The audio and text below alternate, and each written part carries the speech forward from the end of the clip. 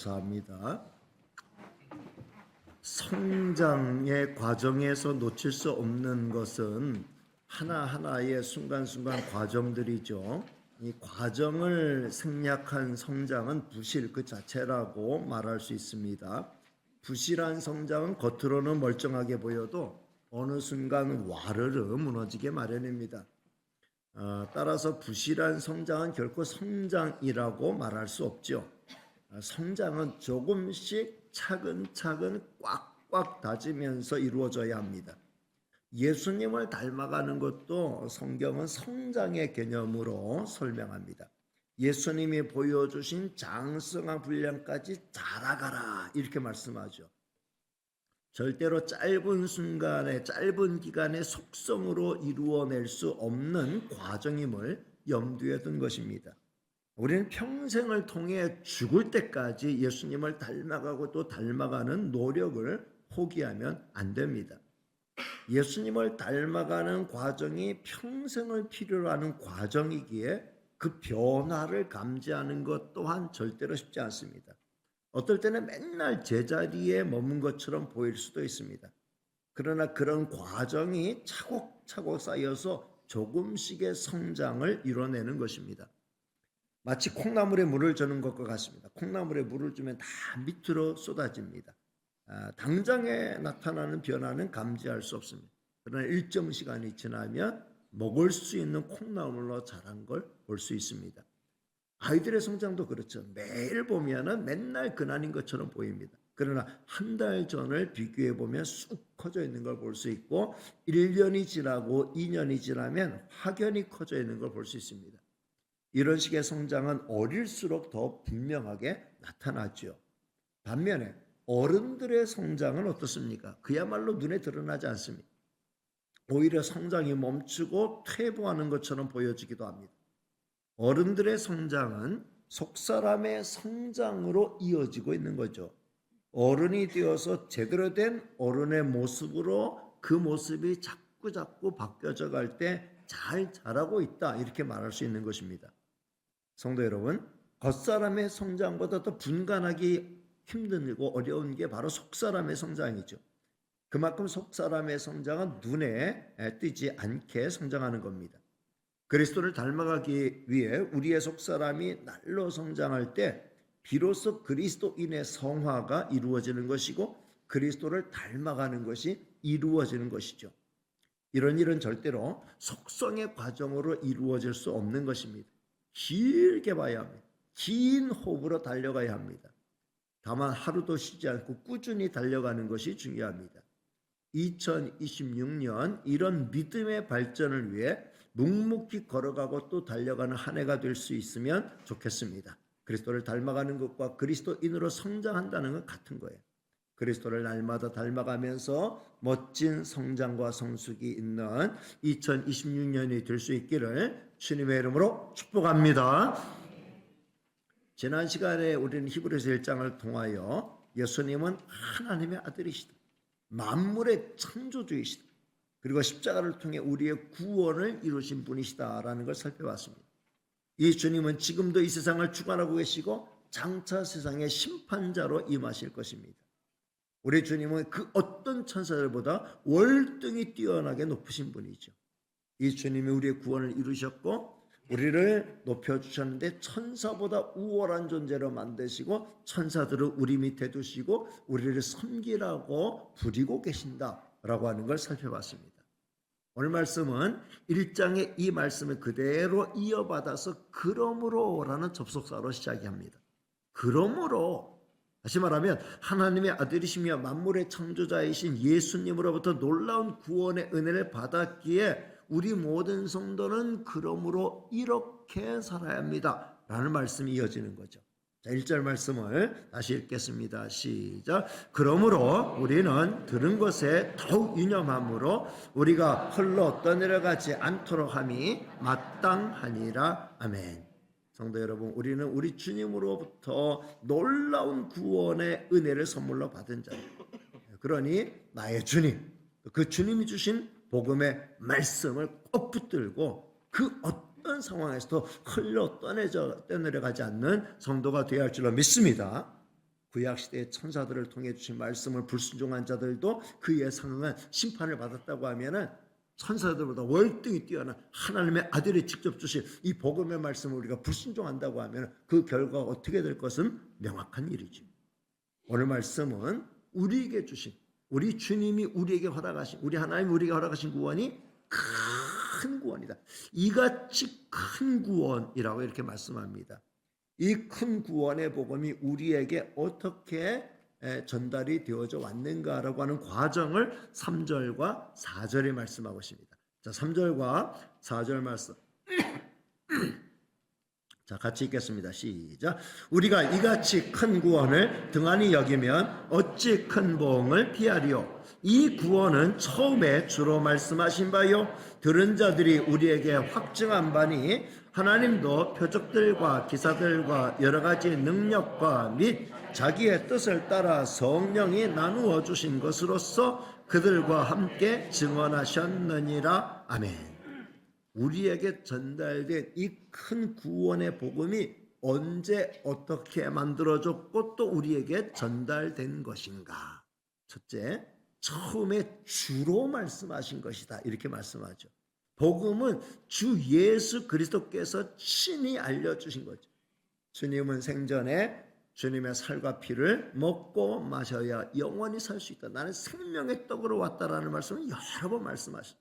그리고 마침내 저주의 나무 십자가에서 그 살을 찢고 그 몸의 피를 다 쏟으심으로 우리의 허물과 죄를 위한 완벽한 속죄를 이루어 주셨습니다. 성도 여러분, 이 큰 구원은 예수님이 만드신 것인 줄로 믿습니다. 그래서 10절 말씀은 우리 주님을 오늘 설교의 제목이기도 하죠. 구원의 창시자. 우리 예수님은 우리 구원의 창시자다라고 말씀하는 거예요. 뒤에 다시 한번 자세히 말씀을 드리도록 하겠습니다. 두 번째, 들은 자들이 우리에게 확증한 겁니다. 쉽게 말하면 주님이 창시한 이 복음을 우리에게 전해준 자들은 사도들이죠. 사도들은 주님께 직접 들은 말씀과 자기들이 직접 보고 경험한 것을 우리에게 전해주었습니다. 사도들은 예수가 그리스도이다, 예수가 메시아이시다, 예수가 구원자이시다라고 하는 사실을 전달하는 일에 있어서, 이 복음을 전하는 일에 있어서 목숨을 걸었습니다. 당시 기독교를 반대하던 세력들이 극심했죠. 집요하게 사도들을 핍박했습니다. 사도들이 만약에 이 복음 전하는 일을 포기했다고 하면 두 다리 쭉 뻗고 편히 살 수 있었습니다. 그러나 저들은 이 생명의 복음을 전하는 일을 절대로 포기할 수 없었습니다. 저들은 이 복음을 위해 자기의 전 생애를 걸었을 뿐만 아니라 자기의 모든 소유를 걸었습니다. 복음 안에 참된 생명과 참된 가치가 있음을 발견했기 때문이죠. 저들은 이 복음을 성령의 감동으로 성경으로 기록하여 우리에게 전해줬어요. 우리는 성경을 통해 예수님이 어떤 분이고 예수님이 우리의 구원을 어떻게 이루셨는가를 확실하게 깨닫고 알고 믿게 되었습니다. 세 번째, 하나님 아버지도 표적들과 기사들과 여러 가지 능력으로 확증하신 것이죠. 주 예수 그리스도의 복음은 하나님 아버지도 다양한 방법으로 확증시켜 주셨어요. 겨자씨 한 알과 같았던 복음이 온 세상을 뒤덮게 된 것은 하나님의 역사가 함께했기 때문이죠. 복음의 현장은 기적의 현장과 같았습니다. 도무지 깨닫지 못하고 도무지 믿지 못할 것 같았던 사람이 그 복음 앞에 엎드리고 구원의 은총을 받아들이고 예수님을 자기의 구주로 고백하게 되는 건, 이거는 절대로 쉬운 일이 아니에요. 수많은 표적과 기사들이 함께했기 때문에 가능했던 일이죠. 저는 우리나라에 이 복음이 이렇게 뿌리가 내리게 된 거, 이건 정말 절대로, 이거는 그냥 된 일은 아니라고 믿습니다. 지금 우리가 자기 조상을 섬기고 제사하고 절에 다니는 사람, 유교 사상에 아주 빠져 있고 미신에 사로잡혀 있는 이런 사람을 전도하기가 얼마나 어렵습니까? 우리 작년 내내 이런 영혼 찾기 위해서 전도하기 애를 썼지만 그게 쉽지 않다라고 하는 거 우리가 이미 뼈저리게 경험하고 있지 않습니까? 술과 담배에 쩔어 살면서 남의 말은 절대로 잘 들으려고 하지 않는 사람을 전도해서 예수님 믿게 만든다는 거 절대로 쉬운 일이 아니죠. 100여 년 전에 이 땅에 복음이 처음 들어올 때는 우리나라 사람 모두가 그런 사람들이에요. 모두가 그런 사람. 복음에 불모지였어요. 근데 지금 이 땅에 이렇게 많은 교회가 세워졌고 이렇게 많은 성도가 예배 처소마다 모여서 예배 드린다라고 하는 건 이거는 기적 중에 놀라운 기적이 아닐 수 없습니다. 누가 뭐라고 해도 하나님이 하신 기적인 줄로 믿습니다. 하나님의 역사가 나타난 것인 줄로 믿습니다. 지금도 필요한 것은, 깨달음이 필요한 것은 우리 하나님이 능력으로 역사하여 주시는 줄로 믿습니다. 네 번째, 성령이 나누어 주신 것으로서 그들과 함께 증언한 것입니다. 그리스도의 복음은 온 세상에 널리 전파되었는데 결정적인 계기가 있었죠. 오순절 성령 강림의 불의 역사가 있었던 것입니다. 성령의 불이 떨어지자 사도들을 비롯한 초대교회 성도들은 각자의 자리에서 복음의 불을 지피는 자들이 되었습니다. 저들이 가는 자리마다 복음을 외쳤고 저들이 전하는 복음을 타고 성령이 역사하니까 수많은 사람들이 예수님을 자기의 구주로 영접하고 구원받는 역사가 나타나게 된 거죠. 성도 여러분, 이런 역사는 지금도 계속되고 있는 것인 줄 믿습니다. 우리가 피 묻은 십자가의 복음을 전할 때 성령은 그것에 함께하여 주시는 거예요. 저는 지금 이 자리가 그런 자리인 줄로 믿습니다. 자, 오늘 본문은 바로 이렇게 복음이 예수님이 만드시고 사도들이 전하고 하나님이 표적과 기사로 보여주고 성령의 역사가 더해져서 이렇게 복음이 생성되었고 전파되었다, 여기까지 이르렀다라고 하는 걸 말씀했다고 하면은 그 다음에 이어지는 말씀은 우리 구원의 창시자인 예수님을 다시 한번 소개하고 있습니다. 히브리서가 예수님에 대해서 자세히 말씀하는 성경이라고 말씀드렸죠. 그래서 우리가 금년에 예수님을 닮자라는 표를 가지고 달려나갈 때 히브리서를 집중적으로 연구하자라고 말씀을 드렸는데, 히브리서 2장 9절과 10절 말씀도 예수님이, 구원의 창시자인 예수님이 어떤 분이신가를 다시 한번 설명해 주고 있습니다.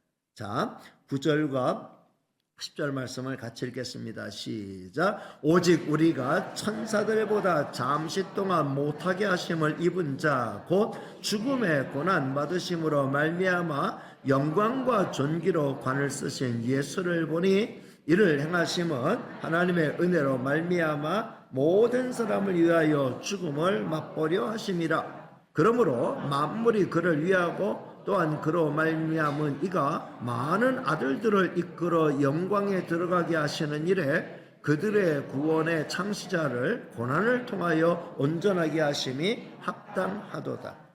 굉장히 좀 만연체고 논리 구조가 대단히 복잡하죠. 이걸 쉽게 요약하면 이 9절과 10절 말씀을 제가 간략하게 요약하면, 쉽게 요약하면 이런 거예요. 예수님은 잠시 천사보다 못한 상태로 있다가 바로 영광과 존귀의 관을 쓰셨다. 만물의 창조주이며 주관자이신 하나님이 많은 사람의 구원을 위해서 그 아들을 고난의 과정을 통하여 구원의 창시자가 되게 하신 건 합당한 것이다. 이런 논리의 말씀이에요. 첫 번째, 예수님은 천사들보다 잠시 동안 못하게 하심을 입은 자가 되었다라고 말씀해요. 예수님은 천사들보다 잠시 아래, 천사들보다 월등히 뛰어난 분이라고 1장에서 말씀했잖아요. 근데 천사들보다 잠시 못한 위치에 있게 된 때가 있었다는 거예요. 어떤 때냐?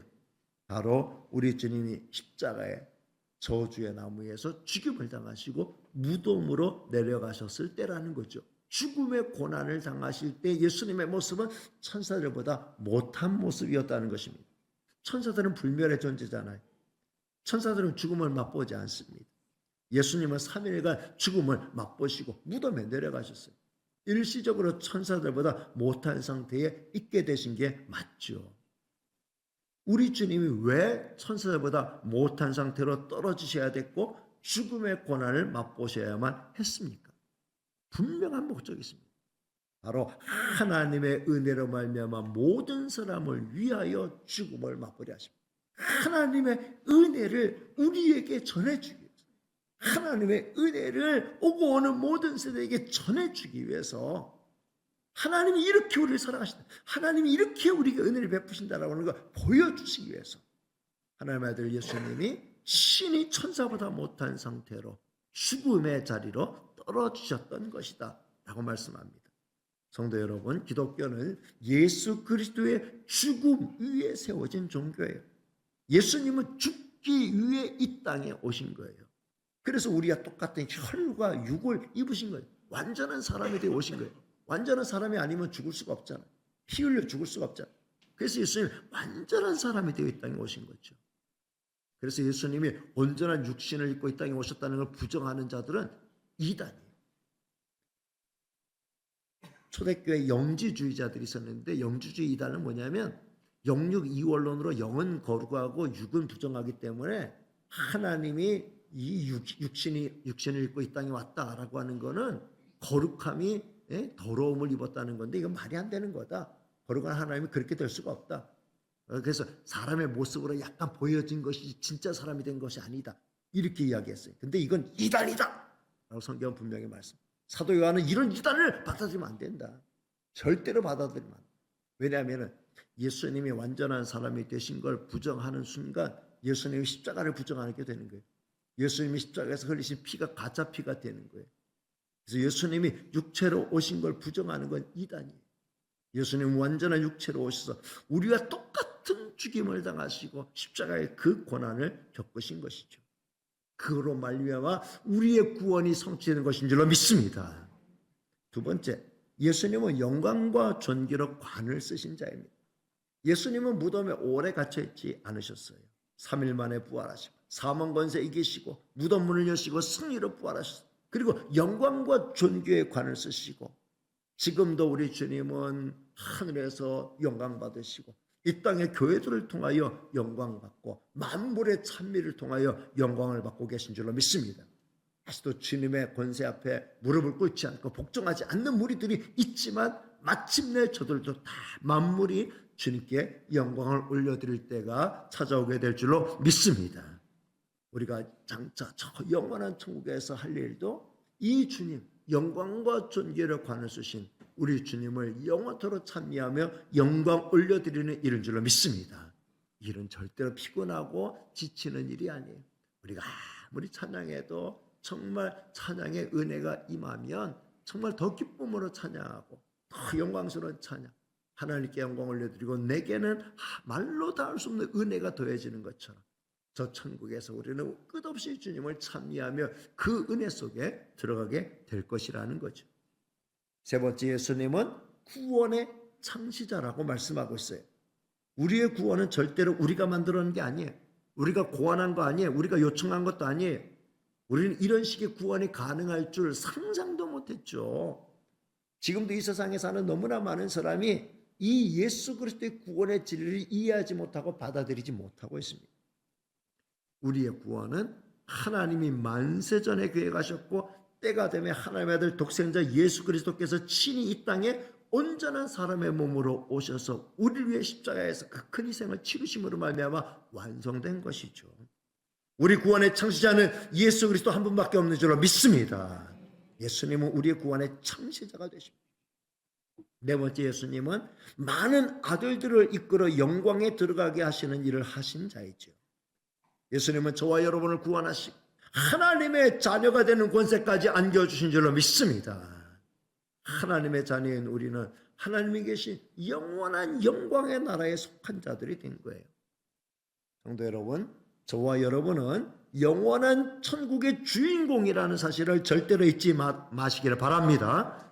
매일 어떠한 순간에도 영원한 천국을 소망하면서 이 소망으로 하루하루 모든 어려움을 극복하며 살아가는 성도가 되시길 바랍니다. 영원한 천국을 소망하면서 살아가는 성도는 이 땅에서 헤매지 않아요. 우리는 이 땅에서 사는 이유와 목적을 분명히 알고 있는 성도죠. 우리는 영원한 영광의 나라로 부르심을 받은 것이고 그게 우리가 영원히 살 것이고 이 땅은 잠시 지나가는 사명을 위해 살아가는 과정이라고 수도 없이 말씀드리죠. 우리는 이 땅을 사는 날 동안에 하나님의 영광을 위하여 하나님이 우리에게 하라고 하신 일, 하나님의 뜻을 이루어드리기 위해서 목적을 이루는 삶을 살고 있는 거예요. 우리의 삶의 자체를 통해 하나님의 영광 드러내고 세상에 있는 사람들에게 하나님의 영광을 보여주고 그리스도의 사랑을 전하면서 저들에게 감동, 감화를 주고 저들을 주님 앞으로 인도하여 하나님의 백성으로 이끌어가는 게 우리가 해야 할 일인 줄로 믿습니다. 자, 오늘 말씀을 통해서 저는 다음 몇 가지를 마음에 담아가기를 원합니다. 첫째, 우리는 큰 구원을 받은 자들입니다. 따라합니다. 우리는 큰 구원을 받은 자들입니다. 저와 여러분이 받은 구원을 큰 구원이라고 말했어요. 우리는 모두 영원한 생명 얻었죠. 영원한 생명 얻었어요. 지금 이 땅에서는 하루라도 이 땅에서의 우리의 생명을 연장시키기 위해서 발버둥치고 있어요. 병원마다 북새통을 이루고 있습니다. 근데 우리는 하루 이틀 생명을 연장받은 게 아니에요. 1년, 2년 생명을 연장받은 게 아니에요. 저와 여러분은 영원한 생명을 선물로 받은 자들인 줄로 믿습니다. 동시에 우리는 영원한 천국을 선물로 받았어요. 우리 주님은 우리 아버지 집에 거할 곳이 많이 있다고 말씀해 주셨어요. 장차 우리는 이 땅에서의 집과는 비교 안 되는, 이 땅에서의 삶과는 비교가 안 되는 퀄리티가, 이거는 뭐 비교가 불가능한 영화로운 천국집에서 우리 주님과 함께 영원히 살 존재들인 줄로 믿습니다. 이 땅에 억만금을 주고도 살 수 없는 영원한 하나님의 나라, 영원한 하나님의 나라 집이 우리에게 약속되어 있습니다. 이걸 우리가 받았어요. 큰 구원을 받은 거죠. 거기다가 더 큰 구원을 받았다라고 말할 수 있는 건 저와 여러분은 하나님의 자녀가 되는 권세까지 얻게 된 줄로 믿습니다. 우리를 천사들보다 월등히 높은 존재로 만드시고 천사들을 우리 밑에 두시고 우리를 섬기도록 부리는 종으로서 우리를 섬기도록 하나님이 만드셨다는 게, 우리가 그만큼 높아졌다는 거죠. 사도 바울은 우리가 하늘에 속한 모든 신령한 복을 다 선물로 받은 자들이라고 말씀하고 있습니다. 그러니 우리가 받은 구원이 큰 구원인 게 맞죠. 저와 여러분은 큰 구원을 받은 자인 줄로 믿습니다. 이 큰에다가 액센트를 주고 한번 따라합니다. 우리는 큰 구원을 받은 자들입니다. 그게 커요. 정말 큰 구원을 받았다는데 액센트를 무지무지하게 주어가지고 다시 한번 같이 읽겠습니다. 시작. 우리는 큰 구원을 받은 자입니다. 아멘. 큰 구원 받았어요. 두 번째, 우리 구원의 창시자는 예수 그리스도입니다. 따라합니다. 우리 구원의 창시자는 예수 그리스도입니다. 앞서도 말씀드렸듯이 우리의 구원은 우리가 고안한 거 아니에요. 우리가 요청한 거 아니에요. 우리가 개발한 거 아니에요. 오직 하나님이 창세전에 계획하시고 하나님이 친히 이루신 거예요. 저와 여러분을 위해서 십자가에서 희생의 제물이 되신 분은 오직 예수 그리스도 한 분밖에 없는 줄로 믿습니다. 따라서 우리가 죄사함의 은혜를 받고 영원한 천국에 들어가는 길은 길이요 진리요 생명이신 예수 그리스도밖에 없는 줄로 믿습니다.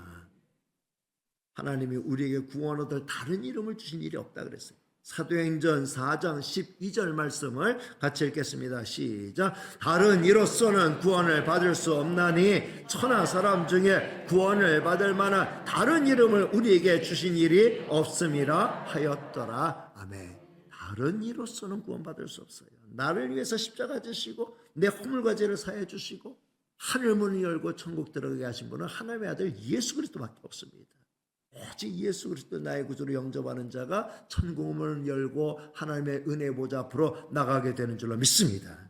이 세상에 나는 내가 구원자다라고 외치는 자들이 많이 있고 미혹하는 자들이 많이 있지만 절대로 속아 넘어가면 안 됩니다.